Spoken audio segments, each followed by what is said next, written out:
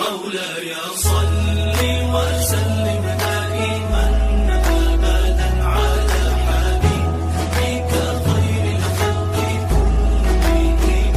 مولاي صل وسلم دائما أبدا على حبيبك خير الخلق كلهم. السلام علیکم ورحمۃ اللہ وبرکاتہ۔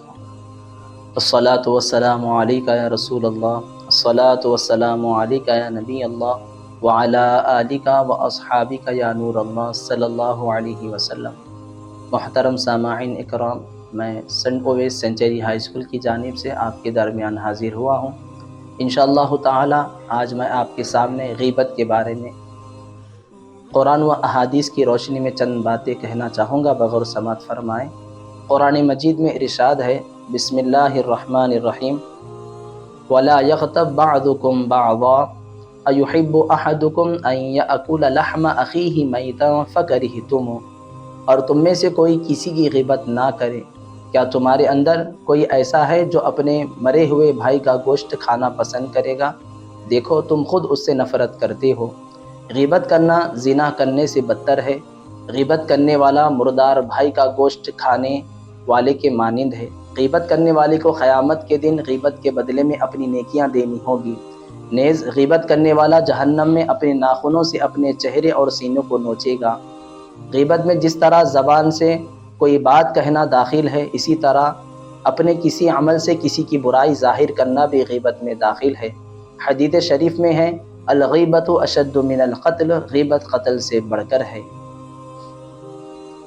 غیبت کی تعریف یہ ہے کہ کسی کی غیر موجودگی میں ایسی بات کہنا جو اسے ناگوار گزرے، اور وہ بات اس میں پائی بھی جاتی ہو تو زنا سے زیادہ سخت ہے۔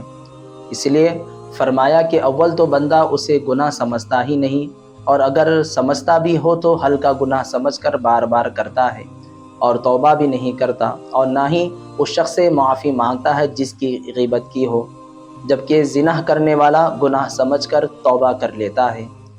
حدیث شریف میں ہے کہ حضرت سیدنا انس بن مالک رضی اللہ تعالی عنہ کہتے ہیں کہ رسول اللہ صلی اللہ علیہ وسلم نے فرمایا، جب میرے رب نے مجھے سفر معراج کرائی تو میرا گزر کچھ ایسے لوگوں کے پاس سے ہوا جن کے ناخن تانبے کے تھے اور وہ اپنے چہروں اور سینوں کو نوچ رہے تھے۔ میں نے جبرائیل امین سے پوچھا کہ یہ کون لوگ ہیں؟ انہوں نے جواب دیا، یہ وہ لوگ ہیں جو لوگوں کا گوشت کھاتے ہیں، یعنی غیبت کرتے ہیں اور ان کی عزتوں کو پامال کرتے ہیں۔ اور ایک حدیث شریف میں ہے کہ رسول اللہ صلی اللہ علیہ وسلم نے فرمایا کہ جو شخص کسی مسلمان مرد یا عورت کی غیبت یا کسی اور کی بھی غیبت کرے تو اللہ تعالیٰ 40 دن و رات تک اس کی نماز روزہ قبول نہیں کرے گا، مگر یہ کہ وہ شخص جس کی غیبت کی گئی ہو وہ خود معاف نہ کر دے۔ اور فرمایا گیا، وَلَا يَغْتَبْ بَعْضُكُمْ بَعْضًا، اور مت کرو کسی کی غیبت کسی کے سامنے۔ حضرت جابر بن عبداللہ رضی اللہ تعالی عنہ نے بیان کیا کہ ایک مرتبہ ہم لوگ رسول اللہ صلی اللہ علیہ وسلم کے ساتھ تھے، ایک مردار کی بدبو اٹھنے لگی تو رسول اللہ صلی اللہ علیہ وسلم نے فرمایا، کیا تم جانتے ہو یہ بدبو کیسی ہے؟ یہ ان لوگوں کی بدبو ہے جو مؤمنین کی غیبت کرتے ہیں۔ غیبت جیسے گناہ سے بچنے کا طریقہ یہ ہے کہ پہلے اللہ تعالیٰ سے توبہ و استغفار کے ساتھ ساتھ جس مسلمان کی غیبت کی ہو اس سے ضرور معافی مانگی جائے۔ اگر معافی مانگنا ممکن نہ ہو تو اس کے لیے خوب دعائے خیر اور ایصال ثواب کیا جائے۔ جس طرح غیبت کرنا گناہ ہے، اسی طرح غیبت سننا بھی بہت بڑا گناہ ہے۔ حضور اکرم صلی اللہ علیہ وسلم نے فرمایا، آدمی اگر بدبختی سے زنا کر لیتا ہے تو صرف توبہ کرنے سے اس کی معافی اور مغفرت اللہ تعالیٰ کی طرف سے ہو سکتی ہے، مگر غیبت کرنے والے کو جب تک خود وہ شخص معاف نہ کر دے جس کی اس نے غیبت کی ہو، اس کی معافی اور بخشش اللہ تعالیٰ کی طرف سے ممکن نہیں۔ حضور اکرم صلی اللہ علیہ وسلم صحابہ کرام رضی اللہ تعالی عنہ سے دریافت فرماتے ہیں، کیا تم جانتے ہو غیبت کس کو کہتے ہیں؟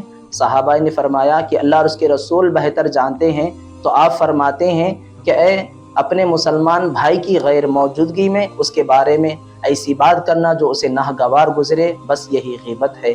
اللہ تعالیٰ سے دعا ہے کہ ہم سب کو غیبت جیسے گناہ سے بچنے کی توفیق عطا فرمائے۔